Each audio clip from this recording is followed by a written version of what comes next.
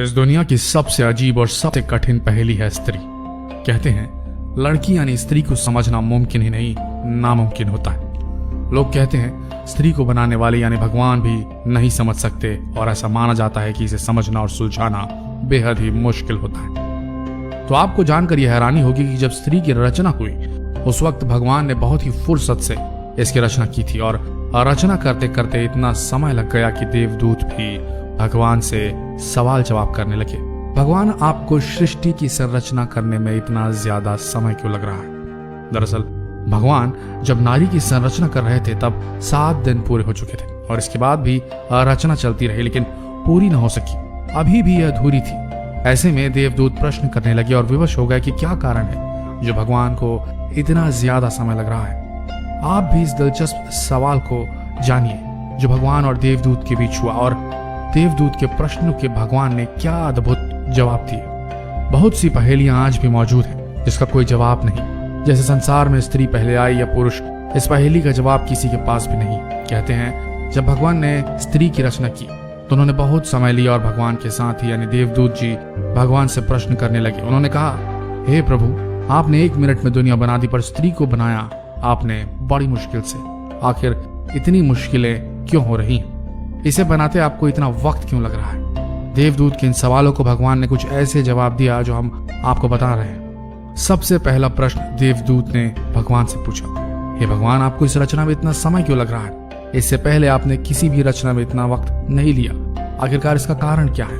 तो जवाब में भगवान ने देवदूत को उत्तर दिया, देवदूत, क्या तुमने इसके गुण देखे जिसकी रचना मैं कर रहा हूँ? ये मेरी वो रचना है जो हर हालात में डटी रहती है। हालात कोई भी हो, अच्छे हो या बुरे हो, कभी भी डिगती नहीं है, हमेशा और हर परिस्थिति में खुद को संभाले रहती है। फिर स्थिति चाहे कैसी भी हो, कितनी भी भयानक क्यों ना हो, सबको खुश रखती है। इसके गुण इतने अधिक अच्छे हैं कि अपने परिवार और बच्चों को एक समान प्यार करने में सक्षम है। जिस स्त्री की रचना में इतना समय लग रहा है वो न केवल अपना ख्याल खुद रख सकती है बल्कि बीमार होने के बावजूद भी 18 घंटों तक काम करने की क्षमता रखती है। तो देवदूतों, तुम बताओ, मैं जिस स्त्री की रचना कर रहा हूँ इसमें समय लगना चाहिए या नहीं? देवदूतों, इसमें मैंने इतना प्रेम डाला है कि पूरी दुनिया एक तरफ हो जाए और स्त्री का प्यार एक तरफ हो जाए, फिर भी स्त्री के प्रेम में कभी कमी नहीं आएगी। देवदूत जब भगवान की बातें सुने तो वे हैरान रह गए और भगवान से पूछने लगे, क्या ये स्त्री जो है वो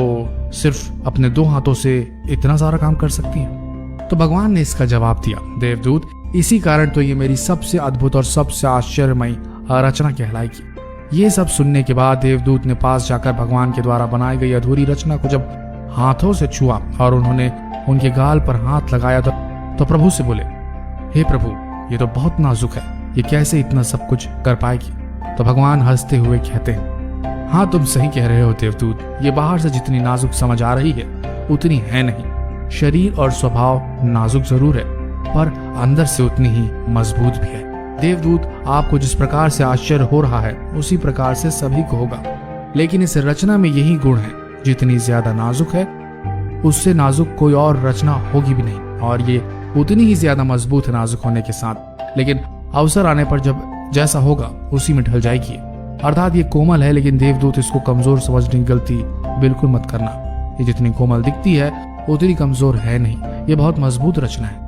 देवदूत इस रचना को लेकर काफी ज्यादा उत्साहित होने लगे और देवदूत उत्साहित होकर ये पूछ बैठे, हे प्रभु, स्त्री कितनी भी मजबूत हो पुरुष से तो कमजोर ही होगी ना, और क्या ये सोच भी सकती है? तो भगवान हंसते हुए कहते हैं कि पुरुष से मजबूत और पुरुष से आगे भी है, क्योंकि इनकी सोचने की क्षमता के आगे पुरुष हार जाता है। साथ ही प्रभु ने जवाब दिया, ये न केवल सोच सकती है बल्कि सभी समस्याओं का बहुत ही अच्छे से मुकाबला करने में सक्षम रहती है। इसके बाद देवदूत ने भगवान के साथ क्या किया, इसको जानकर आप वास्तव में आश्चर्य में पड़ जाएंगे, और जो उन्होंने किया उसको जानकर भी आप भावुक होने पर मजबूर हो जाएंगे। तो जानते हैं आखिरकार क्या हुआ? दरअसल हुआ ऐसा कि जब देवदूत ने भगवान के द्वारा बनाई गई स्त्री रूपी रचना के पास जाकर स्त्री के गालों को हाथ लगाया तब उन्होंने कुछ पानी जैसा प्रतीत हुआ। तो उन्होंने पूछा, हे भगवान, ये इस रचना के गालों पर पानी जैसा क्या प्रतीत हो रहा है? भगवान ने कहा, देवदूत, ये आंसू। तब देवदूत ने बहुत ही हैरानी के साथ भगवान से पूछा, आंसू? पर वो किस लिए? इस सवाल के जवाब में भगवान ने कहा, जब कभी ये कमजोर पड़ने लगती है, जब भी इसे कुछ बुरा लगता है या सहन नहीं होता, तभी अपनी सारी पीड़ा आंसुओं के साथ बहा देती है और इसके बाद फिर से मजबूत बन जाती है। अर्थात अपने दुखों को भुलाने का इसके पास ये सबसे बेहतर तरीका है। वही देवदूत कहते हैं कि ये तो फिर इसकी कमजोरी होगी। तब भगवान ने कहा, नहीं देवदूत, यही इसकी ताकत है। देवदूत ने ये सब सुनकर कहा, भगवान आप तो महान हैं। इस रचना को आपने सब कुछ सोच समझ कर बनाया है। इस रचना में तो सब कुछ मौजूद है। इसके बाद भगवान कहते हैं कि ये स्त्री रूपी रचना हमेशा अपने परिवार की हिम्मत बनेगी और हर परिस्थिति में निश्चल रहकर समझौता करेगी। इसके बाद जब देवदूत ने कहा, हे भगवान, इतने गुण होने के बाद तो अब आपकी रचना संपूर्ण हो गई होगी। तो भगवान ने इसका जवाब दिया, नहीं, अभी इसमें कमी है। और वो ये है कि इतना सब कुछ करने के बाद अपना ही महत्व भूल जाया करती है और ये कितनी खास है, इसमें क्या गुण है, इसे खुद पता नहीं होता। अपने आप को कभी साबित नहीं करती है स्त्री। सबके साथ अच्छा करती है और किसी से अपनी प्रशंसा और ना ही किसी से परोपकार की उम्मीद रखती है। दोस्तों, सोचने वाली बात है, औरत का जीवन भी जीवन है क्या? हर दिन नया जन्म, नई शुरुआत। एक ही जीवन के हैं कई कई रूप। इन रूपों में डूबी औरत है कहाँ? कहते हैं लोग औरत को महान, क्या सच में कर पाते हैं उसका मान? माँ, बहन, बेटी, न जाने कितने नाम, इन सब के बीच में है औरत रही गुमनाम। कोई एक रूप वे चुने भला कैसे? संपूर्णता में ये प्रश्न चिन्ह कैसे? हर रूप में जिक्र ही बनती है वो महान। अपने मूल रूप की न कोई पहचान। निर्बल भी वो है, सबल भी वो है, ममता भरी है, मृदुल भी है वो, फिर भी है अपने आप से अनजान। रिश्तों में समाई उसकी जान, कहते हैं लोग औरत है महान।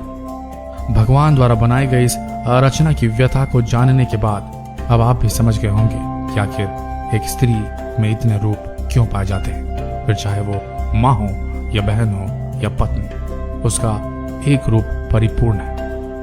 इसलिए आप भी भगवान की बनाई हुई इस रचना को पहचानिए और इसका सम्मान कीजिए। और इस वीडियो को जितना हो सके शेयर करना न भूलिए और इस पेज को लाइक भी कीजिए। धन्यवाद।